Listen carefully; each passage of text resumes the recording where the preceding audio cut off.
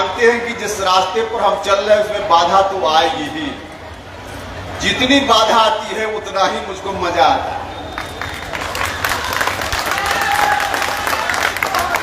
अब परिसीमन का मुद्दा उठा रहे हैं। दक्षिण के कुछ नेताओं के द्वारा पहले से बाधा खड़ी की जा रही कि परिसीमन नहीं होना चाहिए। हम लोग कह रहे हैं कि परिसीमन होना चाहिए, तो वहां से बाधा का आना स्वाभाविक है, लेकिन कुछ बाधा डायरेक्ट है और कुछ बाधा इनडायरेक्ट है। अब जब से हमने इस विषय को उठाना शुरू किया है और इस विषय पर अपार समर्थन शाहबाद के इलाके में भी मिला और यहां भी अपार समर्थन दिख रहा है, तब से कुछ इनडायरेक्ट बाधा भी खड़ा करने की कोशिश हो रही है। आपसे आग्रह करेंगे कि आप डायरेक्ट बाधा और इनडायरेक्ट बाधा दोनों को समझिएगा। मीडिया के बंधु माफ करेंगे, हम सब मीडिया को नहीं कहते हैं, लेकिन कुछ लोग तो हैं। देखिए, और कोई कारण नहीं है 4 सीट मिलेगी 5 सीट मिलेगी, यह जो चल रहा है, उपेंद्र कुशवाहा ने जनता के मुद्दा को उठाया है। डायरेक्ट बाधा नहीं खड़ा कर सकते तो इनडायरेक्ट बाधा खड़ा करें।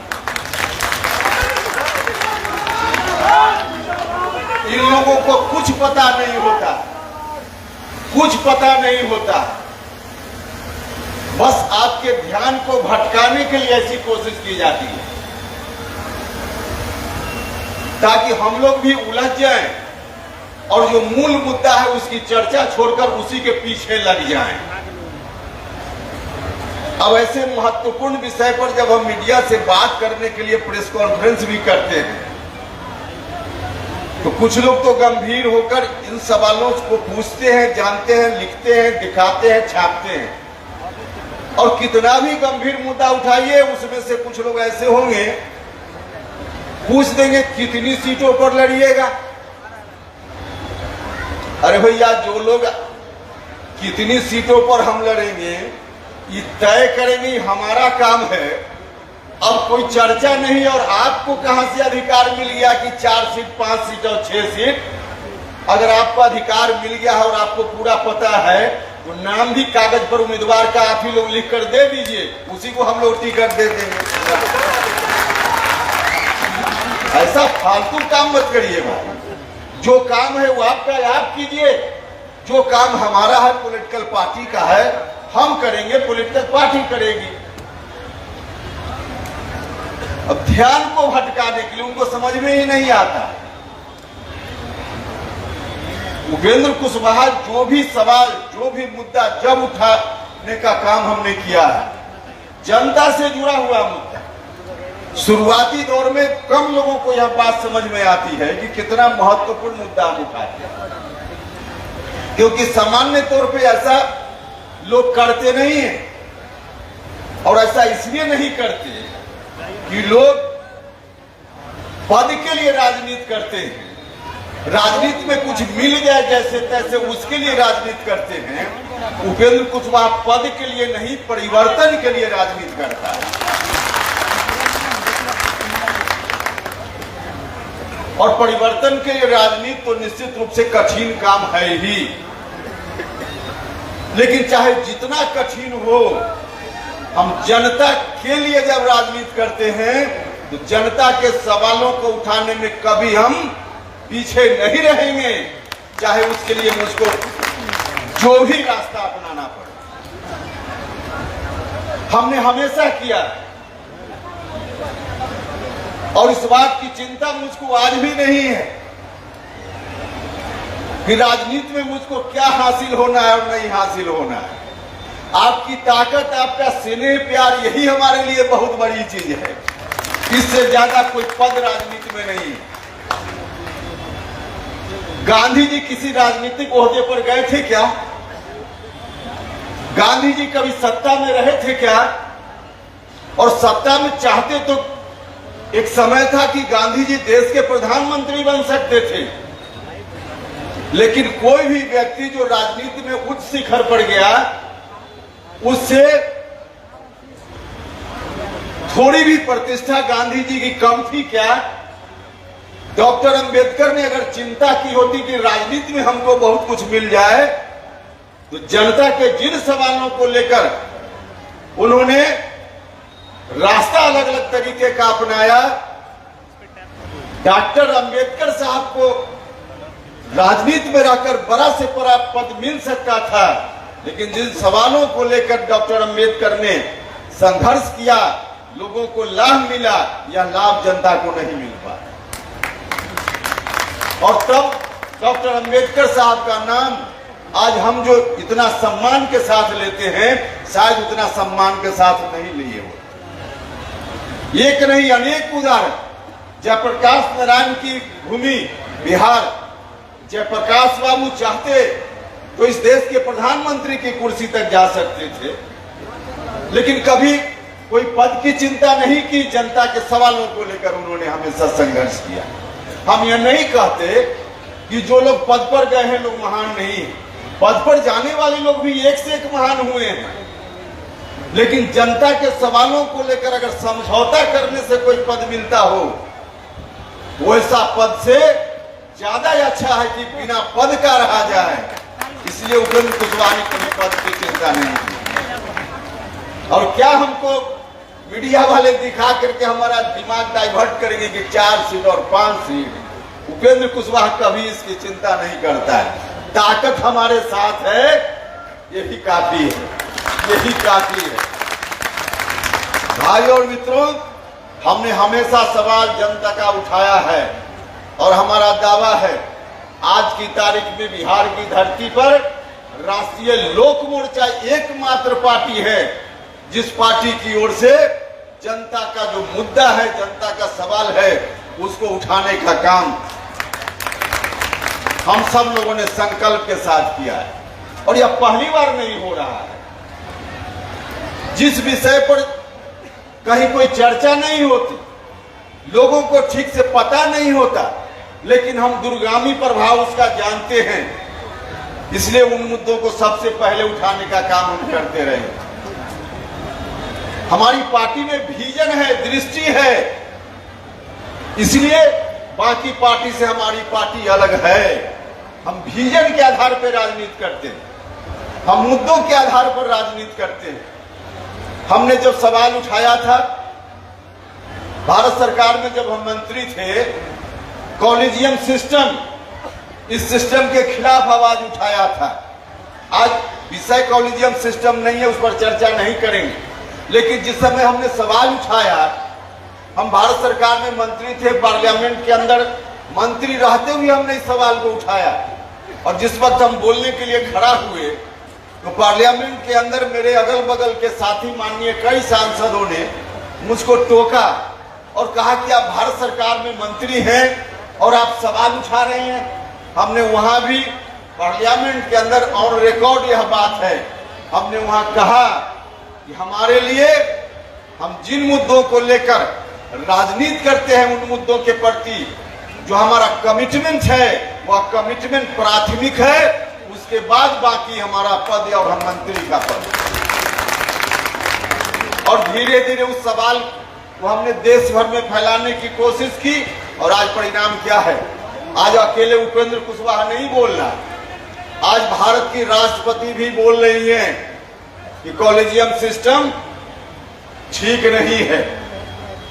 आज भारत के कानून मंत्री बोल रहे हैं, सब लोग बोल रहे हैं कि कॉलेजियम सिस्टम के माध्यम से जो बहाली हो रही है, सुप्रीम कोर्ट और हाई कोर्ट में जजों की बहाली, वह अन्यायपूर्ण प्रक्रिया है, गैर लोकतांत्रिक प्रक्रिया है, वह गलत प्रक्रिया है।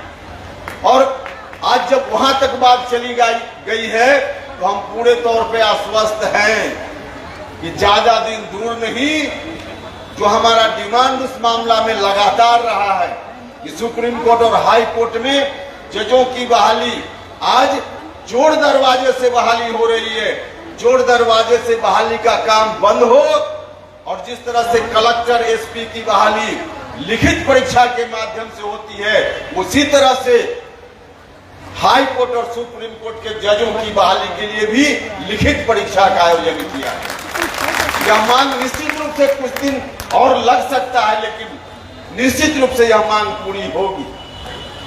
हमने जिस समय शिक्षा का सवाल उठाया था बिहार में, आज राज्य की सरकार उन्हीं मांगों को मानते जा रही है।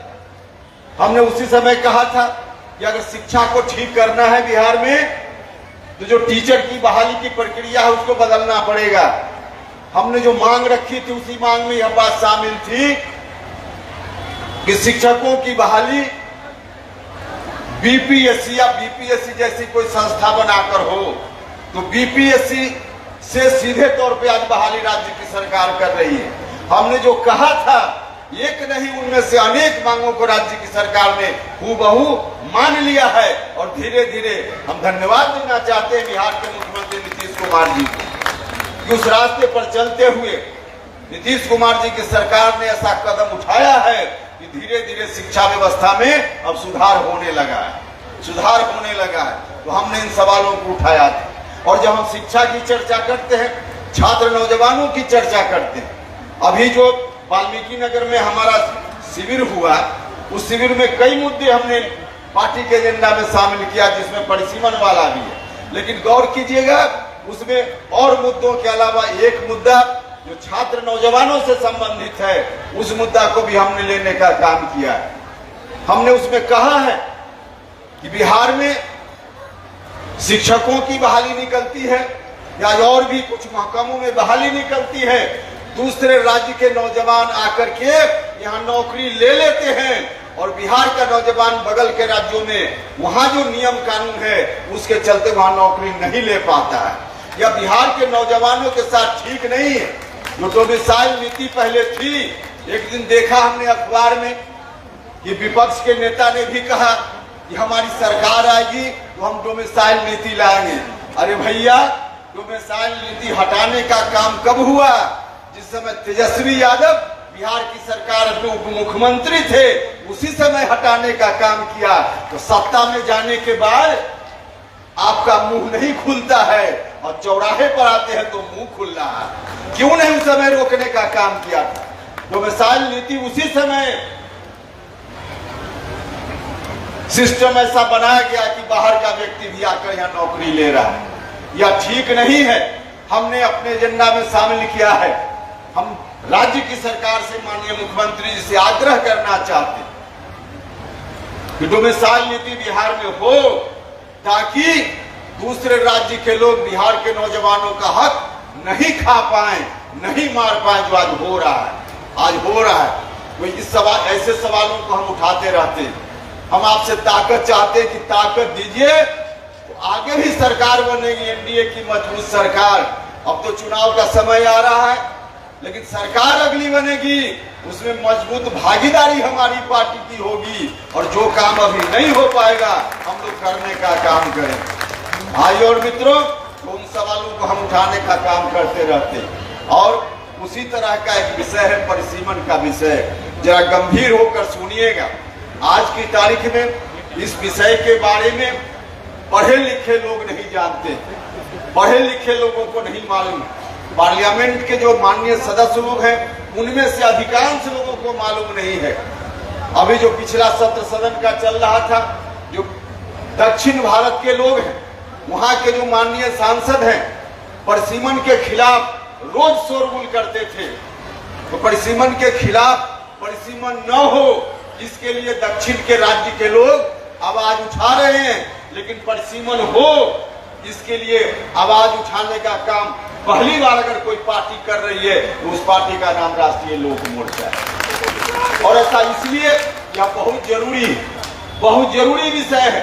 परिसीमन हमारा संवैधानिक अधिकार है। जब संविधान बना, उसी समय संविधान में यह व्यवस्था की गई। उसमें कहा गया कि प्रत्येक 10 साल पर जनगणना होगी देश में, और उस जनगणना में जो आबादी होगी, उस आबादी के आधार पर लोकसभा क्षेत्रों की संख्या और विभिन्न राज्यों में विधानसभा क्षेत्रों की संख्या बढ़ेगी। यह कहा गया, संविधान में यह बात कही गई। और उसके हिसाब से पहली बार 1951 में सीटों की संख्या लोकसभा में निर्धारित हुई, और उसके हिसाब से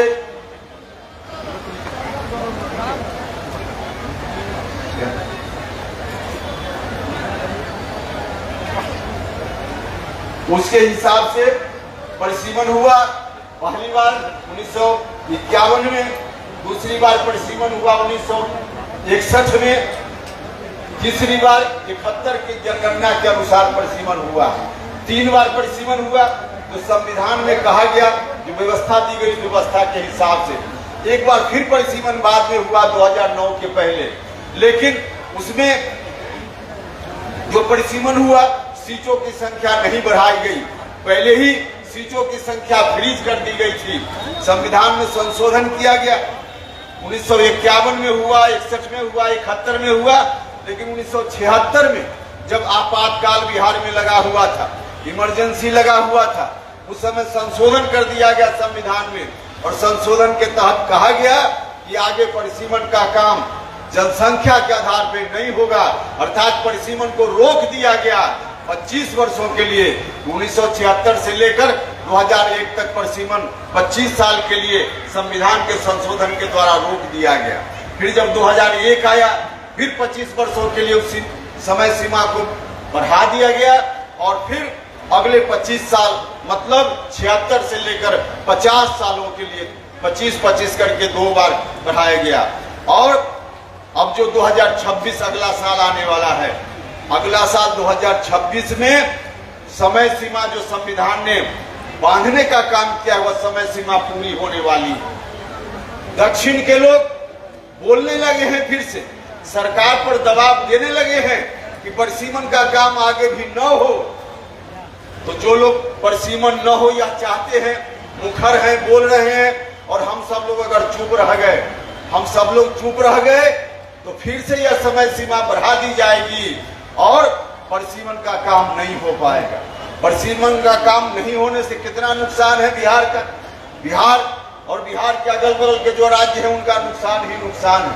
संविधान की व्यवस्था के हिसाब से अगर परिसीमन आज हो, तो आज जो 2011 की जनगणना है, जो हमारे देश की जनसंख्या है, उस जनसंख्या के अनुसार परिसीमन यदि हुआ, तो अभी जो 40 लोकसभा क्षेत्रों की संख्या बिहार में है, वह संख्या बढ़कर 60 हो जाएगी। कम से कम 40 से 60, 1.5 गुना लोकसभा क्षेत्रों की संख्या बढ़ जाएगी। नहीं परिसीमन होने से 40 की 40 संख्या रह जाएगी। तो 20 लोकसभा क्षेत्रों की संख्या परिसीमन होने के कारण जो हमारे यहाँ हो सकती है बढ़कर, वह नहीं हो पाएगा। और नहीं होने से कितना नुकसान है, सभी लोगों का नुकसान है। विशेष करके जो अनुसूचित जाति के लोग हैं, अगर सीटों की संख्या 40 की जगह 60 हो जाए, तो उनके लिए जो रिजर्व क्षेत्र है उसकी संख्या भी बढ़ जाएगी। जो महिलाएं हैं 33%, अब संविधान की व्यवस्था के अनुसार 33%, उनके लिए भी रिजर्वेशन की बात हो गई है। तो अगर 40 से 60 नहीं हुआ, तो उसके आधार पर महिलाओं के लिए भी जो सीटें निर्धारित होगी, उसकी संख्या भी कम हो जाएगी। और यदि 60 बढ़कर हुआ, तो उनकी महिलाओं की संख्या भी ज्यादा हो जाएगी। तो यह नुकसान पूरे बिहार का नुकसान हो रहा है। अनेक योजना भारत सरकार की चलती है, अनेक योजना राज्य की सरकार की चलती है, जो लोकसभा क्षेत्र के हिसाब से, विधानसभा क्षेत्र के हिसाब से योजना का निर्धारण किया जाता है। अगर परिसीमन का काम इसी तरह से रुका रहा, तो बिहार के साथ पिछले 50 साल से जो अन्याय हो रहा है, यह अन्याय आगे भी जारी रहेगा, जबकि हमारा संवैधानिक अधिकार है। हम इस अन्याय को नहीं होने देंगे, हम इस अन्याय के खिलाफ लड़ेंगे। हमने संकल्प लिया है, हमारी पार्टी ने संकल्प लेने का काम किया है। दक्षिण के राज्य जो है, वह कुछ अनर्गल तर्क देकर इसको रोकने का काम कर रहे हैं। दक्षिण के राज्य कह रहे हैं, पार्लियामेंट में लोग बोल रहे थे, वहां उन्होंने कहा कि क्योंकि आबादी के आधार पे परिसीमन होगा, हमने अपनी आबादी को कम करने का काम किया है। बिहार, उत्तर प्रदेश इत्यादि जो राज्य हैं, उन्होंने अपनी आबादी को कम करने का काम नहीं किया। भाइयों और मित्रों, यह पूरे तौर पे गलत तथ्य पेश किया जा रहा है, पूरे तौर पे गलत तथ्य पेश किया जा रहा है। जब से हिंदुस्तान में जनसंख्या की गिनती होने लगी, जब हिंदुस्तान आजाद नहीं था, 1881 में पहली बार जनगणना हुई। 1881 से लेकर देश की आजादी के समय तक उन राज्यों की जनसंख्या बेतहाशा बढ़ी। उस समय हम लोगों की संख्या, बिहार के लोगों की संख्या हिंदी भाषी राज्यों की संख्या नहीं बढ़ी, क्योंकि हम अंग्रेजों की प्रताड़ना के शिकार थे। हमारे यहाँ महामारी, हमारे यहाँ भूखमरी, तो इसके चलते हमारी जनसंख्या उस समय नहीं बढ़ी, लेकिन उन राज्यों की संख्या बढ़ी। उनकी संख्या बढ़ी 1881 से लेकर 1971 तक उनकी आबादी लगभग बढ़ते रही। 71 तक जब तक उनकी आबादी बढ़ रही थी, तब परिसीमन का लाभ उन्होंने ले लिया, और उस समय आजादी के समय तक हमारी आबादी नहीं बढ़ी, तो परिसीमन का लाभ उस समय हमको नहीं मिला। अब जब हमारी आबादी बढ़ने लगी है, तब करें कि परिसीमन को आगे भी रोक देना चाहिए।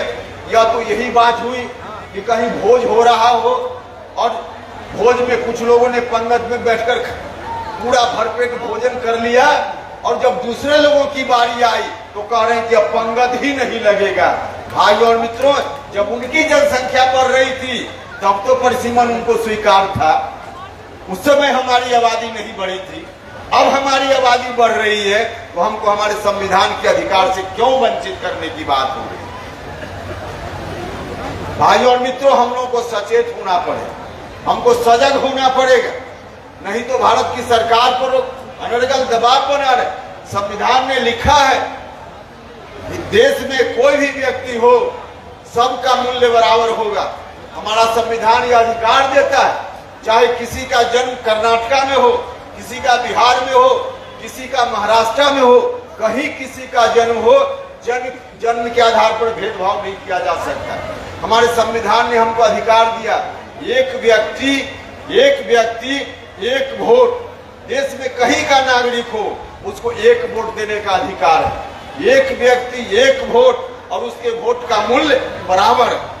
महाराष्ट्र का हो, तमिलनाडु का हो, बिहार उत्तर प्रदेश का हो, एक व्यक्ति एक वोट देगा और उसका मूल्य बराबर होगा। लेकिन आज जिस तरह से परिसीमन नहीं होने के कारण पिछले 50 वर्षों में जो स्थिति बन गई है, कहीं 31 लाख लोग मिलकर एक एमपी चुन रहे हैं।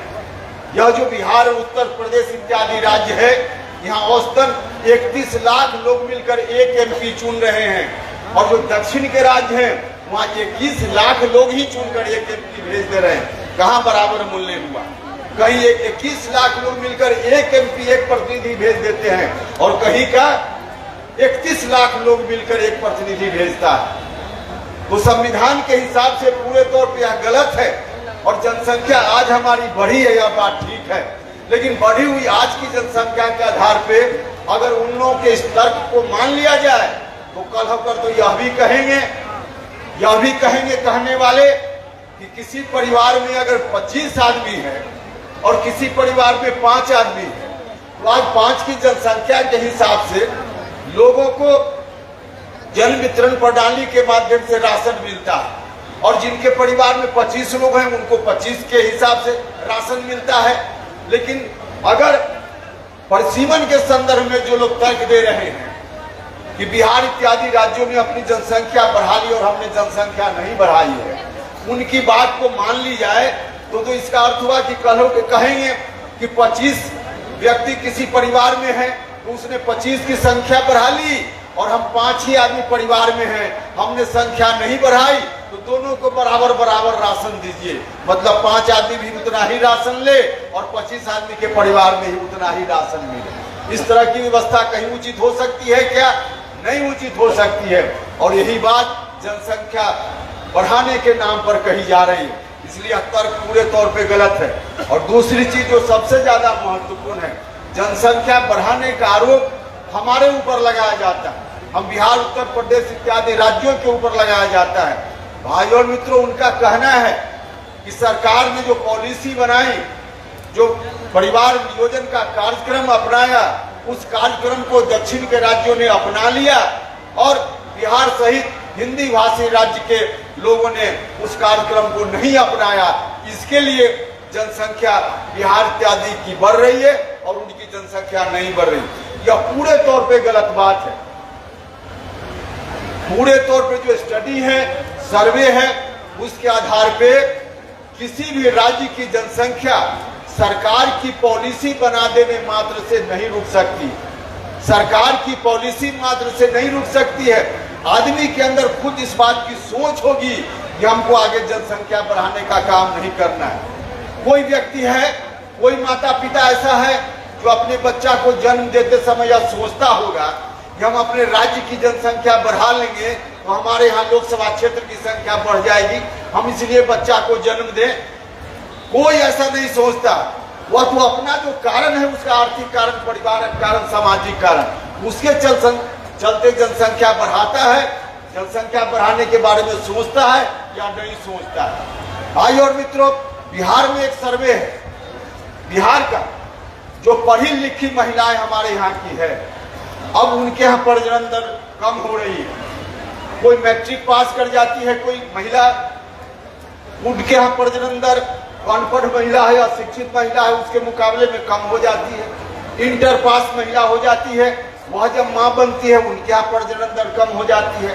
तो शिक्षा ऐसा विषय है जिसका प्रचार प्रसार बढ़िया से हो, तो आप लोग समझ पाएंगे कि हमारा हित किस में है, हमारा अहित किस में है, तब जाकर जनसंख्या रोकने का काम हो सकता है। जो बजाबता उदाहरण है, प्रमाण है, इससे यह बात साबित है। इसलिए जो दक्षिण के राज्य कह रहे हैं, उनके यहाँ मौका मिला, उनको विकास का मौका मिला, तो विकास के मामला में, पढ़ाई लिखाई के मामला में आगे बढ़ गए। हम बिहार उत्तर प्रदेश के लोग अंग्रेजों से लड़ने में लग गए, अंग्रेजों की प्रताड़ना के शिकार सबसे ज्यादा हम हुए, इसलिए हमारे यहाँ पढ़ाई लिखाई का प्रचार प्रसार उतना नहीं हो पाए। इसके लिए हम दोषी नहीं है। बिहार पिछड़ा राज्य रहा है, उसके लिए बिहार दोषी नहीं है। बिहार के लोग इतनी मेहनत करने वाले हैं, लेकिन फिर भी इतना काम राज्य की सरकार कर रही है, उसके बावजूद जो विकसित राज्य है उन राज्यों के मुकाबले अभी हम बहुत पीछे हैं। सरकार की लगातार मेहनत के बाद, इसमें हमारा दोष नहीं है। जो पहले ही से देश की आजादी के पहले से जो हमारे साथ सौतेलापन का व्यवहार हुआ, कुछ परिस्थिति, ऐसी राजनीतिक परिस्थिति, सामाजिक परिस्थिति रही जिसके चलते हमारा विकास नहीं हुआ, शिक्षा का प्रचार प्रसार नहीं हुआ। तो जो गलती हमने नहीं की, परिस्थिति जन्य इस तरह की स्थिति बनी, उसका खामियाजा हमको भुगतना पड़े। संविधान का अधिकार जो है उससे हमको वंचित होना पड़े, हम इसको नहीं मानने को तैयार हैं। इस अन्याय को हम नहीं मानने को तैयार हैं, इसलिए इस अन्याय के खिलाफ हमको लड़ना है। और हम लड़ेंगे, और तब तक लड़ेंगे जब तक इस मांग को मनवा लेने का काम हम नहीं करेंगे। सरकार ने, भारत की सरकार ने घोषित कर दिया है 21 में जनगणना का समय था, लेकिन कोरोना के चलते जनगणना उस समय नहीं हो पाई, तो 2027 में अब जनगणना होगी। हम तो आदरणीय प्रधानमंत्री जी को इस बात के लिए भी धन्यवाद देना चाहते हैं कि हम लोगों के डिमांड में एक यह भी था कि जातीय जनगणना हो, जात की संख्या भी जानी जाए।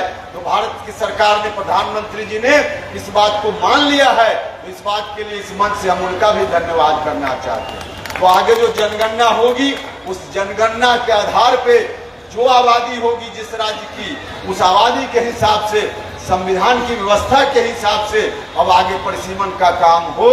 और 2026 में दक्षिण के राज्यों का जो दबाव है कि फिर से जनगणना नहीं कराने की समय सीमा को बढ़ा दिया जाए, उसको बढ़ाने का काम नहीं किया जाए। जो संविधान की व्यवस्था है उस व्यवस्था के हिसाब से आगे परिसीमन हो। यदि परिसीमन होगा तो हमारा लोकसभा में प्रतिनिधित्व बढ़ेगा, राज्यसभा में हमारा प्रतिनिधित्व बढ़ेगा, और बिहार विधानसभा में भी संख्या बढ़ जाएगी। तो इस तरह से जब संख्या हमारी बढ़ जाएगी सब जगह, तो हम अपने अधिकार को लेने में और मजबूती से कामयाबी हासिल कर पाएंगे। तो ये इतना बड़ा काम है, इतना गंभीर विषय है, इसलिए आप सब लोगों से आग्रह है कि सब लोग मिलकर इस बात को गांव-गांव तक फैलाने का काम कीजिए। यह बहुत ही महत्वपूर्ण मुद्दा है, जनता से जुड़ा हुआ मुद्दा है, राज्य के हित से जुड़ा हुआ मुद्दा है। इस काम को आप कीजिए, आप ताकत दीजिए, उस ताकत की बदौलत ऐसे मुद्दों को लेकर हम हमेशा लड़ते रहे, आगे भी लड़ते रहेंगे। और बाकी जो चिंता है, बाकी चिंता है विधानसभा में क्या होगा, कैसे होगा, उसके लिए आप उपेंद्र कुशवाहा के बुद्धि विवेक पर छोड़ दीजिए। और मीडिया वाले जो कह रहे हैं उनकी बातों पर बिल्कुल ध्यान मत दीजिए, उनकी बातों पर ध्यान नहीं दीजिए। डाइवर्ट करने के लिए, मुद्दा से भटकाने के लिए ऐसा मत समझिए कि राजनीति करने वाले लोग सिर्फ मंच पर बैठे हुए हैं। जो मीडिया वाले हैं, सबके सब नहीं, लेकिन उसमें भी कुछ लोग राजनीति करने वाले हैं, उसमें भी कुछ लोग राजनीति करने वाले हैं। उनको भी उपेंद्र कुशवाहा का कदम थोड़ा कष्टदायक लगता होगा, तो हमारे सामने कठिनाई खड़ा करना चाहते हैं। इसलिए ऐसे सवालों को लोग उठाते हैं बिना मतलब का। उनकी बात पर ध्यान नहीं देना है और अपना काम करते जाना है।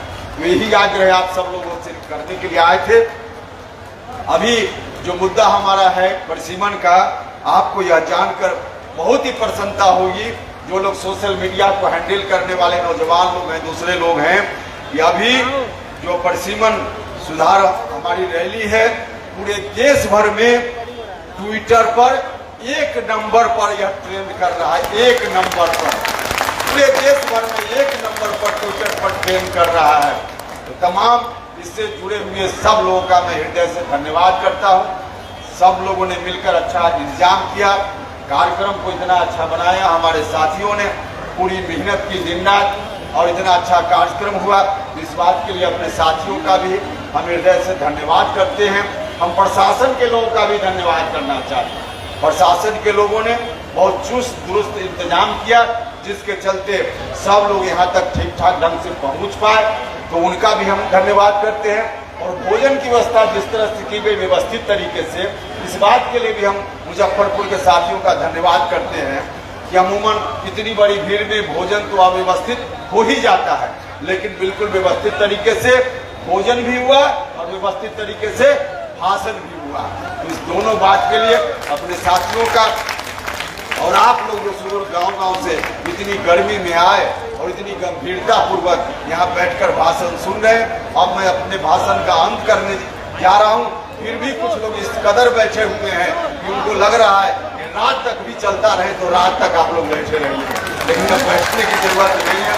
इन्हीं शब्दों के साथ